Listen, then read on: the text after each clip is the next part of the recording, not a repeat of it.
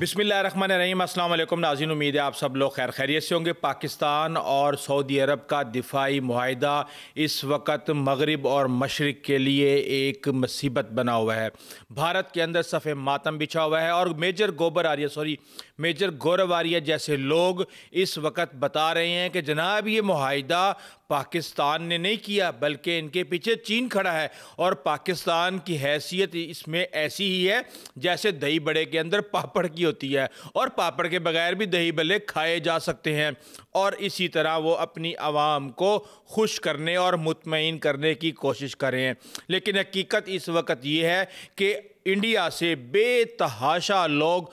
Gulf ममालिक के अंदर वहाँ पे अपना रोज़गार कमा रहे हैं और इंडिया के अंदर ज़र्रे मुबादला का एक बहुत बड़ा सोर्स है। पिछले दिनों हम ये देख रहे थे कि सऊदी अरब के मामले में हमें ये शिकायत थी कि शायद वो कश्मीर के मामले में पाकिस्तान को उस तरह सपोर्ट नहीं कर रहा जिस तरह वो गुज़िश्ता दहाइयों में करता आ रहा है, जिसकी वजह से इंडिया में एक बड़ी गलत फहमी पैदा हो गई थी। लेकिन इस वक्त इस मुआहिदे को लेके इतने सवालात पैदा हो गए हैं कि क्या पाकिस्तान सऊदी अरब को न्यूक्लियर अम्ब्रेला देगा, किस किस्म का दिफाई मुआहिदा है ये, किस हद तक एक दूसरे को सपोर्ट किया जाएगा। और इसके साथ ही अमेरिका का किरदार, ईरान का किरदार, इसराइल का किरदार और पाकिस्तान का वहाँ पे एटमी अड्डों से लेके नेटो, इस्लामिक नेटो जिसको नाम दिया जा रहा है, उसकी एक्सपेंशन तक पर बात की जा रही है कि ये कितना आगे जा सकता है, कौन कौन से ममालिक इसको ज्वाइन करने जा रहे हैं।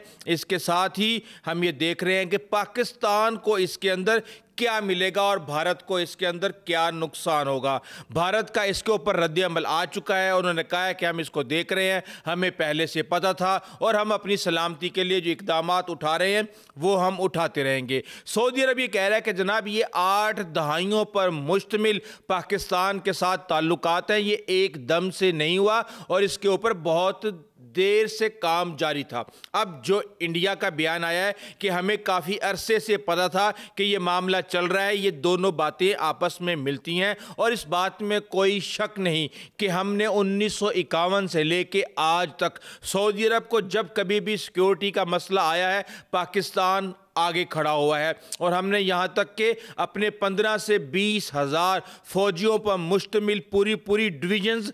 सऊदी अरब के अंदर तैनात की हैं और हमने मक्का और मदीना के तहफ़्फ़ुज़ की कसम खाई हुई है। इसके साथ ही हम ये देख रहे हैं इस वक्त के बात ये की जा रही है कि तुर्की भी शायद इसके अंदर शामिल हो जाए। इस हवाले से बड़े ही सवालात उठाए जा रहे हैं कि एक मुल्क जो कि पहले ही नेटो का हिस्सा है वो दोबारा किसी इत्तेहाद में कैसे आ सकता है। तो जहां तक इसकी एक्सपेंशन की बात है तो ये बात सामने आ रही है कि शायद जल्द ही इसको कतर, यूएई, कुवैत और दीगर ममालिक जो हैं वो इसको ज्वाइन कर ले। लेकिन जहाँ तक ईरान और तुर्की की बात है तो ये मामला अभी बहुत दूर है। क्यों? क्योंकि इस वक्त जितना भी डिफेंस सऊदी अरब ने अपना बिल्ट किया है उसमें इसराइल से ज़्यादा उन्होंने ईरान के ख़िलाफ़ अपनी मुज़ाहिमत को बिल्ट किया है। लेकिन अब चीज़ें बदल रही हैं। अब कतर के अंदर जो OIC का इजलास हुआ उसमें मसूद पेज़ेश्कियान जो कि ईरानी सदर हैं उन्होंने MBS को कहा कि जनाब सऊदी अरब एक लीडिंग कंट्री है, उम्मा का एक अहम मुल्क है और इसको इत्तेहाद के लिए अपना किरदार अदा करना चाहिए। अब हमने ये देखा कि जब कतर का मामला हुआ तो पाकिस्तान आगे था। पाकिस्तान ने इसराइल के ख़िलाफ़ बहुत सख्त मौक़िफ़ लिया। वहाँ पर मोहम्मद बिन सलमान से कतर के अंदर शहबाज शरीफ की मुलाकात हुई और अब फिर जो एक शेड्यूल्ड प्लान था UK का और अमेरिका का, वहाँ जाने से पहले शहबाज शरीफ का सऊदी अरब के अंदर रुकना, वहाँ पे उनको गैर मामूली फ़कीदुल मिसाल इस्तकबाल, उनका गार्ड ऑफ ऑनर, जहाज़ों की तोपों की सलामियाँ और बहुत कुछ जो है उसने एकदम से कान खड़े कर दिए थे। और उसके बाद फिर हमने ये देखा कि एक मुआहिदा साइन हो गया। अब इस मुआहिदे के हवाले से ये बात की जा रही है कि क्या अमेरिका इस पर नाराज़ होगा, और उससे भी बड़ी बात जो की जा रही है वो ये है कि क्या पाकिस्तान सऊदी अरब के तहफ़्फ़ुज़ के लिए अपना न्यूक्लियर चलाएगा। अब उसके हवाले से कई बातें आ रही हैं اور کہا یہ جا رہا ہے کہ اس معاملے پہ خاص طور پہ نیوکلیئر کے معاملے پہ اگر ذمہ داری کا مظاہرہ کیا جائے تو بہتر ہے، کیونکہ اس سے نہ صرف امریکہ ناراض ہوگا، ایران بھی ناراض ہوگا، جبکہ چین بھی خلیج کے اندر ایٹمی مواد کی پرولیفریشن کے اوپر ایک سخت موقف رکھتا ہے اور وہ سمجھتا ہے کہ وہاں پہ معاملات خراب ہونے سے نہ صرف اس کی تیل کی سپلائی متاثر ہوگی بلکہ چیزیں مزید خراب ہو جائیں گی۔ اب ہم یہ دیکھ رہے ہیں کہ پاکستان نے نو فرسٹ یوز کا کوئی بھی ایسا معاہدہ سائن نہیں کیا ہوا، اور یہ عام طور پہ کہا جاتا ہے کہ اگر پاکستان کے وجود کو کسی بھی قسم کا خطرہ ہوا تو پاکستان اس کو یوز کر سکتا ہے، اور اس مقصد کے لیے پاکستان کے پاس 170 جوہری ہتھیار موجود ہیں، جن میں شاہین 2، شاہین 1 اور اس کے ساتھ ہی نصر میزائل شامل ہیں، اور پاکستان اس کو آبدوز جہازوں اور زمین سے چلانے کی صلاحیت رکھتا ہے۔ اس کے ساتھ ہی ہم یہ دیکھ رہے ہیں کہ واشنگٹن، یورپی طاقتیں بھی جو ہیں اس پر بڑی نظر لگائے ہوئے ہیں۔ کیوں؟ کیونکہ سعودی عرب اور خلیج کی جو سیکیورٹی گارنٹر تھا وہ امریکہ تھا، اور اب پاکستان کا درمیان میں آ جانے کا مطلب یہ ہے کہ ایک اور کمپیٹیٹر آ گیا ہے میدان میں، اور خلیج نے یہ میسج دے دیا ہے کہ انہیں امریکہ پر اعتبار نہیں، امریکہ نے ان کے ساتھ غداری کی ہے اور اب وہ الٹرنیٹو سورسز کے اوپر بھی غور کریں گے۔ اس کے ساتھ ہی ہم یہ دیکھ رہے ہیں کہ پاکستان اور سعودی عرب اس سے پہلے انٹیلیجنس کی شیئرنگ کر رہے ہیں، سائبر سیکیورٹی کے اندر کام کر رہے ہیں، ٹریننگ کے اوپر بات کر رہے ہیں، اور اس کے ساتھ ہی troops deployment, military bases, nuclear umbrella اور جو ڈپلائمنٹ ہے میزائلوں کی، یہ شاید اگلے فیزز کے اندر ہو پائے۔ لیکن اس میں جو نیوکلیئر کا معاملہ ہے اس پر کوئی بیان دینے کے لیے تیار نہیں ہے۔ یہ معاملہ ہمیشہ خفیہ ہی رہے گا اور اس کے حوالے سے کوئی بھی اپنی زبان نہیں کھولے گا۔ لیکن جو اصل مقصد ہے وہ مقصد یہ ہے کہ خوف پیدا کیے رکھے جائے۔ کیوں؟ کیونکہ گریٹر اسرائیل کا جو نقشہ اسرائیل نے پیش کیا ہے اس میں مدینہ تک اس نے جگہ کو مارک کیا ہوا ہے، جو کہ ہر مسلمان کے لیے قابل تشویش ہے۔ اس کے ساتھ ہی ہم یہ دیکھ رہے ہیں کہ پاکستان نہ صرف تکنیکی مہارت اس کو فراہم کرے گا، ریاض کے ساتھ جو خفیہ طریقے سے اس کی مدد کرے گا، اور براہ راست ایٹمی ہتھیاروں کی تعیناتی جو ہے وہ اس وقت ڈسکشن کے اندر موجود نہیں ہے، اور اگر ہے بھی تو یہ کسی کو پتہ چلنے والا نہیں۔ کئی لوگ مجھے یہ کہہ رہے تھے کہ شاید سعودی عرب نے پیسفل نیوکلیئر یوز کے حوالے سے معاہدہ بھی کیا ہوا ہے اور وہ کچھ اس حوالے سے کام بھی کر رہا ہے، تو شاید وہیں پہ ہی پاکستان سعودی عرب کے اندر ہی انہیں نیوکلیئر بلڈ کرنے کے لیے ہیلپ فراہم کرے۔ اب جہاں تک پاکستان کی دفاعی طاقت کی بات ہے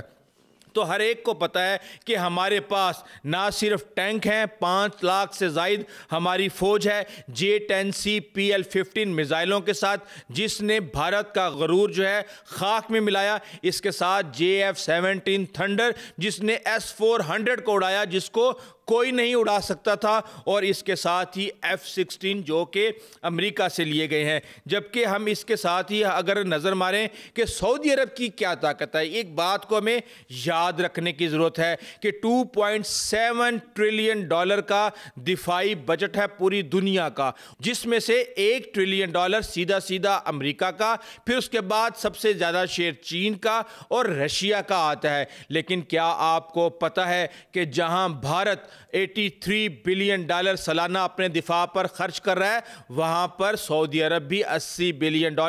دفاع پر خرچ کر رہا ہے، اور پاکستان صرف $7 بلین خرچ کر کے اس ملک کی ٹھکائی کر رہا ہے جو کہ اس سے 10 گنا زیادہ دفاع پر خرچ کر رہا ہے۔ اب اگر ہم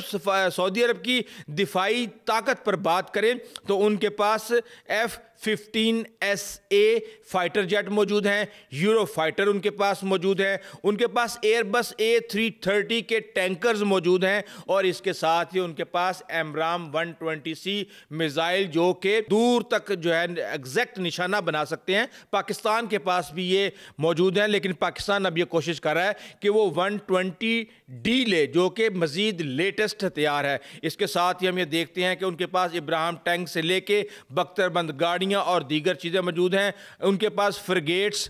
کورویٹس اور بحری جو سامان ہے ان کا، اس کے پر بھی بہت زیادہ ترقی کی جا رہی ہے۔ اور اب پاکستان کے ساتھ مل کے مقامی طور پہ اپنی دفاعی صنعت کو تیز کرنے کی کوشش کی جا رہی ہے کہ تاکہ زیادہ سے زیادہ مغرب کے اوپر دفاعی لحاظ سے ان کا انحصار ختم ہو۔ لیکن آپ کو پتہ ہے کہ سعودی عرب کے پاس تھرڈ جو ایئر ڈیفنس سسٹم ہے امریکہ کا لیٹسٹ ترین، وہ بھی موجود ہے۔ ان کے پاس پیٹریوٹ میزائل بھی موجود ہیں، ان کے پاس اور دیگر بھی اس طرح کے ایئر ڈیفنس سسٹمز موجود ہیں جو کہ خاص طور پہ یمن اور ایران کو مد نظر رکھتے ہوئے وہاں پہ